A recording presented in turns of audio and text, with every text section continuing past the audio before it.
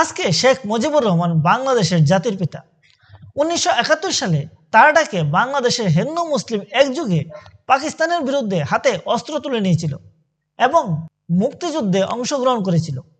কারণ একজন ধর্মনিরপেক্ষ নেতা হিসেবে তার ব্যাপক পরিচিতি ছিল। যদিও অনেকের মতে শেখ মুজিবুর রহমান এতটাও ধর্মনিরপেক্ষ ছিলেন না এবং এর একটা যথাযোগ্য কারণও রয়েছে। 1946 সালে 16 আগস্ট পাকিস্তান নির্মাণের পক্ষে কলকাতার মধ্যে হিন্দু বিরোধী দাঙ্গা শুরু হয়, যার মাস্টারমাইন্ড ছিল হুসেন সোহরাওয়ার্দী। এই জন্য তাকে দ্য বুচার অফ বেঙ্গল বা বাংলার কসাই বলেও ডাকা হয়। ওই সময় হুসেন সোহরাওয়ার্দী ছিল বাংলার প্রিমিয়র, যা বর্তমানে একটা প্রদেশের মুখ্যমন্ত্রীর সমতুল্য। আর শেখ মুজিব ছিলেন এই সোহরাওয়ার্দীর খুবই ঘনিষ্ঠ একজন ব্যক্তি। সে সোহরাওয়ার্দীর ডাইরেক্ট আন্ডারে কাজ করতেন।